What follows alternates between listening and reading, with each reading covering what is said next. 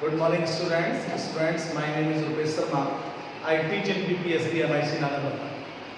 Students, इससे पहले मैंने आपको जो वीडियो जब बनाई थी वो कंसंट्रेशन पर बनाई थी. इसमें मोलरिटी थी, नॉर्मलिटी थी, मोल फ्रैक्शन था, नॉर्मल और उसमें मोलरिटी थी. लेकिन आज मैं जो आपको टॉपिक लेके आ रहा हूँ वो बायोकेमिस्ट्री से रिलेटेड टॉपिक है और वो टॉपिक है आपका ऑस्मोसिस प्रेशर. ऑस्मोसिस प्रेशर का मतलब होता है परासरण दाब. सबसे पहले हमें पता होना चाहिए कि परासरण क्या है, और अगर हमें पता है कि परासरण क्या है तभी हम जान पाएंगे कि परासरण दाब क्या है. तो आइए मैं पहले बात कर लेते हैं परासरण क्या है. देखिए, परासरण जो होता है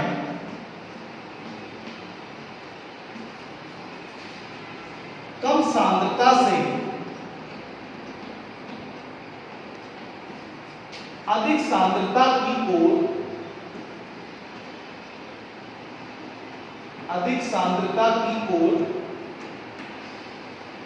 अर्धपारगम्य झिल्ली द्वारा प्रवाह करना परासरण कहलाता है. In the other words, we can say now low concentration convert to the high concentration due to the semi-permeable membrane. अगर हम कम सांद्रता को अधिक सांद्रता में अर्धपारगम्य झिल्ली द्वारा बदलाव कर रहे हैं, चेंजिंग कर रहे हैं, रूपांतरित कर रहे हैं, तो एक प्रकार से परासरण कहलाता है. अब जब ये परासरण होता है, इसी को हम अपोजिट करें.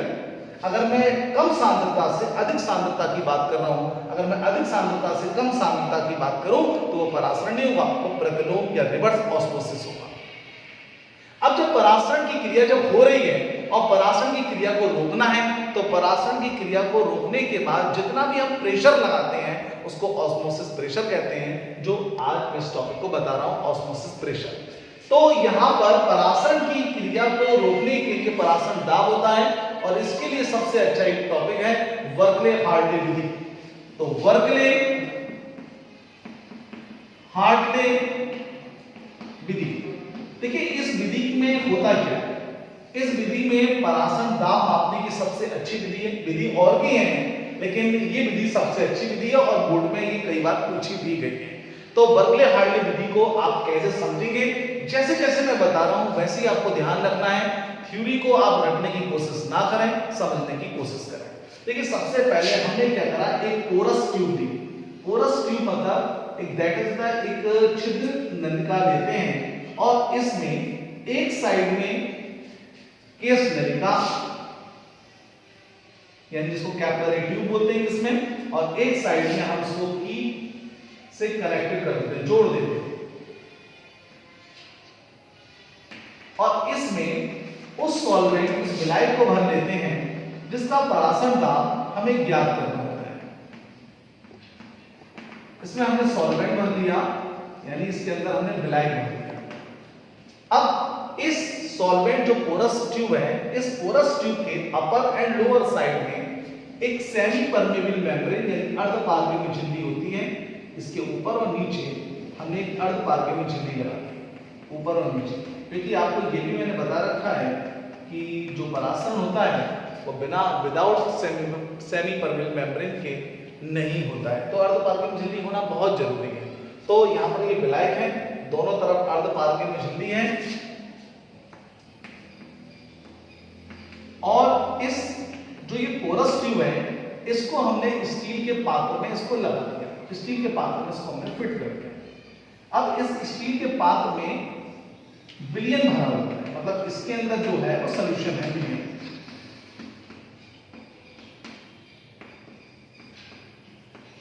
विलयन यानी सॉल्यूशन इसके अंदर फिल अप.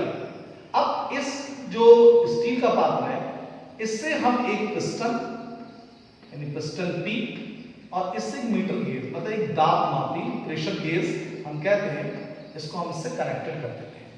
बस इतना ही आपको दिमाग में रखना है. फिर से मैं बोल रहा हूं, सुनते रहो. देखिए, इसमें एक पोरस ट्यूब होती है, मतलब ये बीच वाली नलिका है. इसके वन सब पोरस इसलिए कहा गया क्योंकि वन इधर और इधर दोनों तरफ से छिद्रित है.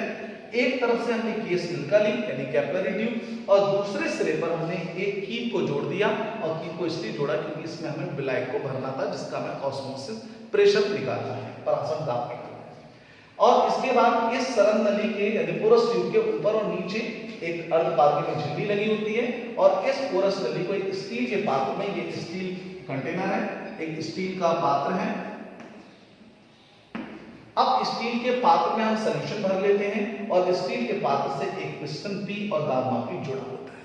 तो ये सब एक आउटर बात है, ये हर स्टूडेंट सीखता है और करता भी है, लेकिन इसका जो मेन प्रोसेस है जिसको हम बोलेंगे मैकेनिज्म क्या है, इसकी क्रियाविधि क्या है। अब मैं देखो क्रियाविधि आपको बताता हूँ, बड़े ध्यान से समझना। देखिए अब हमें पता है कि सॉल्वेंट और सॉल्यूशन में देखें तो जिसकी कंसंट्रेशन कम होगी और जिसकी कंसंट्रेशन ज्यादा होगी। अब सॉल्यूशन में तो कुछ ना कुछ मिक्स है ना, तो जब मिक्स है तो कंसंट्रेशन 100% उसकी ज्यादा होगी। तो यहाँ पर ये विलायक है, ये विलयन है, ये कम सांद्रता है, ये अधिक सांद्रता है, लो कंसंट्रेशन, हाई कंसंट्रेशन, बीच में क्या है, सेमी परमेबल मेम्ब्रेन। अभी मैं जो बात कर रहा हूं यहाँ पर सॉल्वेंट यानी सॉल्यूशन, और स्टूडेंट्स यह सबको पता होगा कि मैंने पोरस ट्यूब में क्या लिया है, सॉल्वेंट। और जो सॉल्वेंट हम ले रहे हैं वो कहां पर जाएगा, सॉल्यूशन में जाएगा। और ये बात सभी स्टूडेंट्स जानते हैं कि ऑस्मोसिस लो कंसंट्रेशन से हाई कंसंट्रेशन की ओर होता है और आप सभी लोग इसको देख रहे हैं। अब देखिए यहाँ सॉल्वेंट से सॉल्यूशन, यहाँ पर ऑस्मोसिस प्रोसेस हो रहा है, परासरण हो रहा है और परासरण के फलस्वरूप क्या होगा, पता है क्या होगा, ऑस्मोसिस के फलस्वरूप यहां से सॉल्वेंट जाएगा सॉल्यूशन में और जैसे ही जाएगा यहां से जो वाटर लेवल है वो क्या हो जाएगा, डाउन हो जाएगा। अब यहां से वाटर लेवल डाउन हुआ, अब ये कैपिलरी ट्यूब में धीरे धीरे जैसे माना पॉइंट ये सी पर आ गया। अब वाटर लेवल जब कम होगा तो हमें यहां पर क्या करना है, इस प्रेशर को रोकना है, मतलब इस ऑस्मोसिस को रोकना है। और ऑस्मोसिस को रोकने के लिए क्या करेंगे, बताओ बच्चों क्या करेंगे, ऑस्मोसिस को रोकने के लिए हम क्या करेंगे, प्रेशर यूज करेंगे। और वो प्रेशर क्या होगा, ऑस्मोसिस प्रेशर होगा, जो इस टॉपिक के अंदर बताया गया है। अब यहां पर ऑस्मोसिस कर रहे हैं, उसी समय जैसे ही प्रोसेस ये चल रहा है और प्रोसेस को हमें रोकना है, क्योंकि प्रोसेस जब तक हम रोकेंगे नहीं, क्योंकि हम प्रेशर भी नहीं लगाएंगे और उस समय हमें से रोकना है। उसी समय हमने पिस्टन से क्या करा, इस पर प्रेशर किया और जैसे ही दाब डालेंगे, लेकिन दाब डालने की पोजीशन होती है, क्या पोजीशन होती है सुने। देखिए अब कैपिलरी ट्यूब इससे बड़ी भी है, हमने यहाँ पर प्रेशर किया, अब प्रेशर किया तो यहाँ पर सॉल्वेंट, जैसे यहाँ से जो विलायक है सॉल्वेंट है उसमें जाएगा, इससे जल का तल यहाँ पर बढ़ेगा, इससे ये बी में जाएगा, इसके बाद ए में जाएगा, इससे ऊपर में जाएगा। लेकिन हमें इतना प्रेशर लगाना है जितना वो पहली इनिशियल स्टेज में हो। अगर सपोज दैट ए पर था तो हमें ए से ऊपर नहीं पहुंचाना है, अगर बी पर था तो विलायक का जो तल है, जो वाटर लेवल है, वो बी से ऊपर नहीं पहुंचाना है। और जैसे ही वो वाटर लेवल अपनी इनिशियल स्टेज में आ जाएगा तो बच्चों क्या करेंगे, उस समय हम इससे क्या है, प्रेशर गेज से उसको नोट कर लेंगे। और जब प्रेशर गेज से नोट कर लेंगे वही एक्चुअल में क्या है, इस सॉल्वेंट का ऑस्मोसिस प्रेशर है। तो ऑस्मोसिस प्रेशर को करने के लिए देखिए, अगर सपोज दैट ये मीटर नहीं होता, और जब मीटर नहीं होता तो हम क्या करते हैं, एक अनुमानित लगा देते हैं कि हमने ये प्रेशर किया, लेकिन कितना किया ये नहीं पता होता। तो करने के लिए क्या है, हम इसका प्रेशर गेज से इसको कैलकुलेट करेंगे और करने के बाद हम ये बता देंगे कि हमने इसमें इतना प्रेशर किया। तो आई होप, मुझे लगता है कि आपको ये आ गया होगा। और अगर आपको फिर भी नहीं आता है, फिर भी कुछ करता है, तो आप नीचे आप मेरे नंबर पे एक बार मेरे नंबर पे आप एक कमेंट्स करें और उसमें बताएं कि सर हमें ये वाली प्रॉब्लम है।